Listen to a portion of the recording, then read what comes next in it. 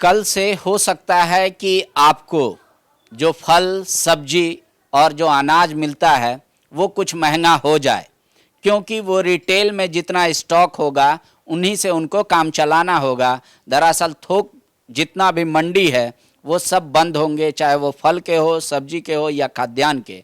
दरअसल इस एक कानून जो झारखंड सरकार लेकर आई है उसका चैम्बर ऑफ कॉमर्स और व्यापारियों ने विरोध किया है और कहा है कि ये डबल टैक्सेशन सिस्टम को लागू करने से आखिरकार जनता पे ही असर पड़ेगा और इससे भ्रष्टाचार भी बढ़ेगा महंगाई के साथ साथ। क्या तर्क है वो हम जान लेते हैं चैम्बर ऑफ कॉमर्स से। हमारे साथ रामाधीन जी हैं, डॉक्टर रामाधीन। ये आप लोग क्यों इसको बता रहे हैं कि इससे कोई लाभ नहीं होगा सरकार को?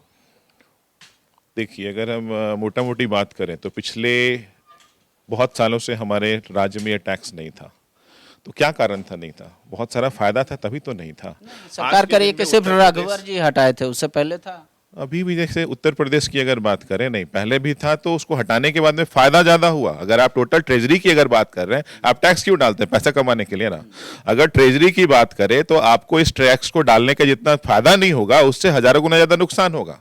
क्योंकि अगर आप ए वाला टैक्स डाल रहे हैं तो आपका जीएसटी का कलेक्शन भी तो घटेगा। कैसे घटेगा?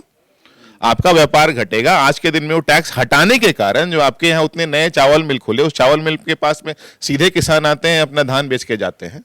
उनको बीच में कुछ बिचौलिया तिचौलिया का जरूरत नहीं पड़ता और उनको अच्छा कीमत मिलता है। तो जो डायरेक्ट उनको आज के दिन में फायदा हो रहा है, जब आज के दिन में 2% टैक्स आप लगा दोगे, वो जो आज के दिन में फूड प्रोसेसिंग यूनिट जो यहाँ खुल रही है वो जहां टैक्स नहीं है, जैसे अभी के टाइम में उत्तर प्रदेश में भी ये कानून लगा हुआ था, लेकिन योगी जी ने पूरा इवैल्यूएशन करके देखा कि इससे एक्चुअली में कुछ फायदा नहीं हो रहा है, सरकार को भी नहीं और किसी को भी नहीं। उन्होंने टैक्स हटाया 2-3 हफ्ते पहले और इसमें जबरदस्त स्वागत किया सब लोगों ने। तो ये जो टैक्स है जहां जहां लागू किया हुआ है, ऐसा तो नहीं कि बिल्कुल नया है। आप अगर टोटल मिला के अगर तरीके से इस टैक्स के बारे में पूरा पढ़ेंगे और कितना फायदा होगा नहीं होगा, अगर बैठ के आप चार्टर्ड अकाउंटेंट वगैरह से मिलकर अगर करेंगे तो आपको पता चलेगा कि इससे कोई फायदा नहीं होना है, सबको नुकसान होना है। चाहे वो किसान हो, चाहे वो हमारे व्यापारी हो, चाहे सबसे बड़ा तो उपभोक्ता। उनका मान लीजिए अगर कोई सामान है, क्योंकि ये एक्चुअली में सुविधा शुल्क थी, आप जो है सो 2% अभी के टाइम में अगर दलहन तिलहन वगैरह पे पंजाब में भी टैक्स लगने वाला है, फिर यहाँ पे भी टैक्स लगाइए। तो ये टैक्सेशन रेट टेपिज्म जो है वो कभी भी लाल फीताशाही कभी अच्छी नहीं होती। कभी भी एक्स्ट्रा टैक्स किसी भी जगह पे अच्छा नहीं होता। अगर मान लीजिए दुबई उतनी तेजी से अगर बढ़ा, सिंगापुर बढ़ा, क्योंकि टैक्सेशन सिस्टम उन्होंने बहुत सिंप्लीफाई किया। हमारे यहाँ जो जीएसटी लगाया गया, जीएसटी लगाने का मेन पर्पस था कि टैक्सेशन सिस्टम को सिंप्लीफाई करें।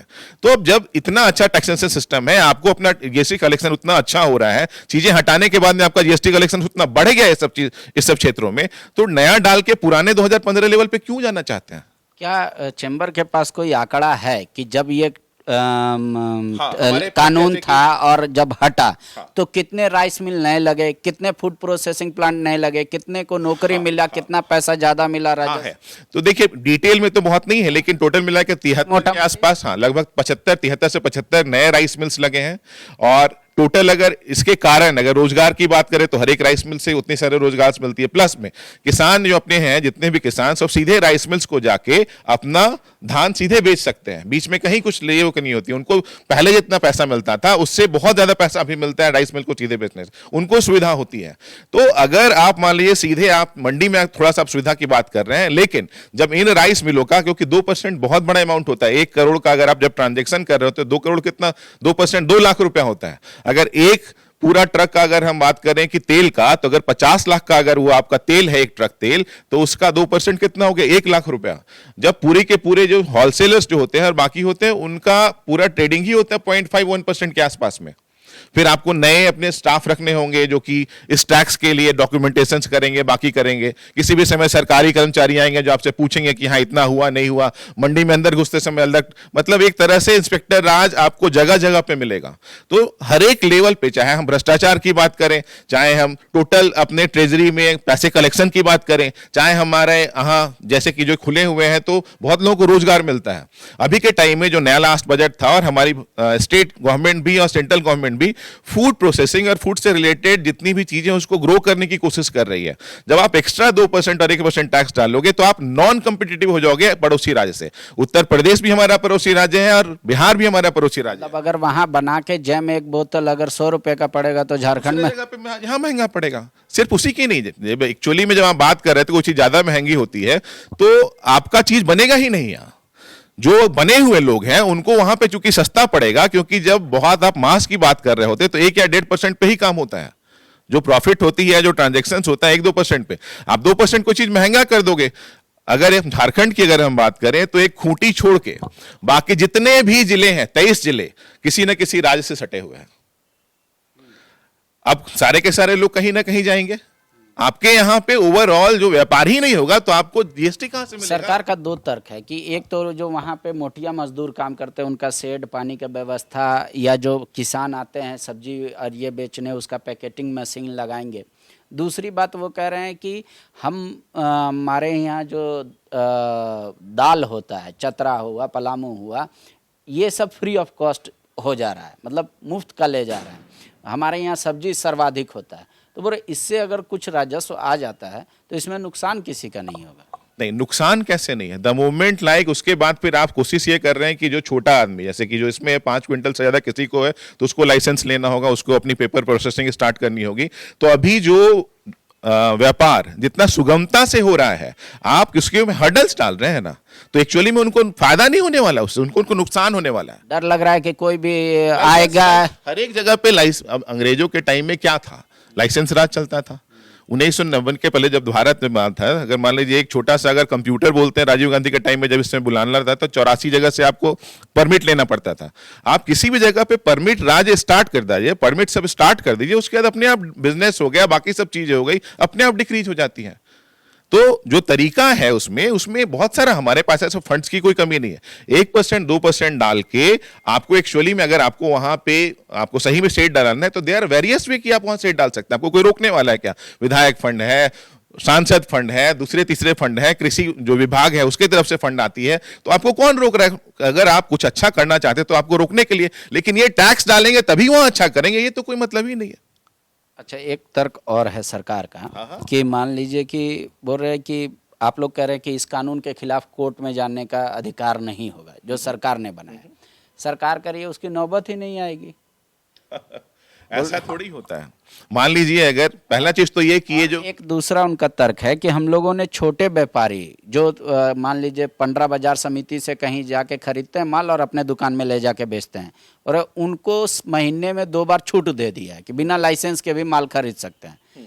तो बोल रहे कि हम तो तीसरा बार जैसा ही होगा। देखिए, क्वेश्चन ये है कि अभी के टाइम में जितने छोटे छोटे भी व्यापारी हैं, अब छोटे व्यापारी मान लीजिए बेचारा बहुत छोटे लेवल पे काम कर रहा है, उसको आप एक टैक्स गवर्नमेंट वाला डाल रहे हो, मतलब उसको अब पेपर वर्क स्टार्ट हो जाएगा।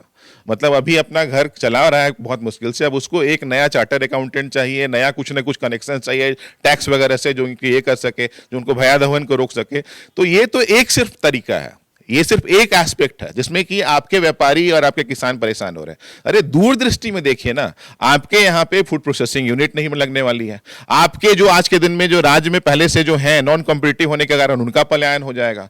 आपके यहाँ पे आज के दिन में हम लोग एमएसएमई की बात करते हैं, हम लोग स्वरोजगार की बात करते हैं, हम लोग रोजगार बढ़ाने की बात करते हैं। रोजगार जो है सो घटेगा। फूड प्रोसेसिंग यूनिट से रिलेटेड जो रोजगार है जो लाखों में होने वाला है, वो सब चीजें जो डेवलप ही नहीं करेंगे यहाँ, क्योंकि आप नॉन कॉम्पिटिटिव हो जाओगे बिहार और यूपी से। ठीक है, एक आखिरी नुकसान सबको होने वाला है, फायदा किसी को नहीं होने वाला। आप लोग भी उपभोक्ता का, आम आदमी का ही दुहाई दे रहे हैं, लेकिन आप लोग जो अगर मान लीजिए होलसेलर बंद कर देंगे, फिर रिटेलर पे दबाव बढ़ जाएगा, उन लोगों का माल शॉर्टेज होगा, माल मिलेगा नहीं, फिर महंगाई भी बढ़ जाएगा स्ट्राइक के दौरान। तो आपको नहीं लगता कि आखिर पीसेगा तो जनता ही? हाँ, जनता अभी तो है। देखिए, ये जो स्ट्राइक है ये हम लोगों ने नहीं कोशिश की, हमारे ऊपर थोपा जा रहा है। लेकिन हम आज बताइए, आज के दिन में हम अपना माल रोकने के अलावा और क्या करें? सारे मंत्री से मिल चुके हैं, सबको दे चुके हैं, सबसे बात करने की कोशिश कर चुके हैं कि टेबल पे बात कीजिए, आके हम लोग बात करें कि क्या पॉजिटिव है क्या नेगेटिव है। कहीं कोई सुनने को तैयार नहीं है। हमारे पास क्या, हम लोग क्या करें बताइए आप। राजभवन जो कहा है कि स्टेक होल्डर, जो ये बिल को पास किया राजभवन, उसने 2-4 कैरियर लगाया कि भाई स्टेक होल्डर से बात कर लीजिए। तो क्या सरकार आपको स्टेक होल्डर नहीं मानती, कृषक को सिर्फ मानती है, इसलिए आपसे बात नहीं कर रही है? हो सकता है जो आप बोल रहे हैं वही सही है कि सरकार क्या समझती है वो तो सरकार, क्योंकि हम लोगों ने तो अपनी तरफ से पूरा प्रयास किया, हमेशा प्रयास किया, अभी भी कोशिश कर रहे हैं। और हमारा डिमांड क्या है, हम तो यही चाहते हैं कि 1 घंटे भी किसी को कोई प्रॉब्लम ना हो, हम लोग बैठ के बात करें। लेकिन आप लोग खड़गे साहब से शुरू किए, फिर आलमगीर साहब, फिर कृषि मंत्री, कृषि सचिव, सबसे आप लोग, तो क्या कोई टाइम देके डिस्कस करने को तैयार नहीं है आपसे? यही तो प्रॉब्लम है ना। तो सीएम से आप लोगों ने इसकी शिकायत क्यों नहीं की? किया है हम लोगों ने, उनके पास भी जैसे पोस्ट कार्ड सीएम क्या, हमने पीएम साहब को ही भेजा, सबको भेजा है। हमारी तरफ से तो कोशिश हो ही रही है। हम लोग कहीं ऐसा नहीं है कि हम लोग कोशिश नहीं कर रहे हैं। 2 महीने से हम लोगों ने हर एक लेवल पे कोशिश कर रहे हैं, हर एक लेवल पे, चाहे मीडिया हो, प्रेस हो, डायरेक्ट हो, पोस्ट कार्ड लिखना हो, मिलना हो, बाकी करना हो, लेकिन हमारी बातें नहीं सुनी जा रही है। हमारी डिमांड ये नहीं है कि हम बंद करना चाहते हैं। अरे अभी के टाइम में अगर गवर्नमेंट आ जाए बात करने के लिए, तुरंत सब कुछ खत्म हो जाएगा। हम तो चाहते हैं कि बात करिए, लेकिन कैसे बात करिए। हमारी तरफ से आपसे तो कोशिश कर रहे हैं, बात करने की कोशिश कर रहे हैं। हम चाह रहे हैं कि ये जो काला कानून जिससे सबको नुकसान होने वाला है, चाहे हमारे स्टेट का ट्रेजरी हो, चाहे हम हो, चाहे हमारे उपभोक्ता हो, चाहे वो किसान हो, किसी का कुछ फायदा नहीं होने वाला। इस कानून को रोका जाए, हमारा और तो कोई डिमांड ही नहीं है।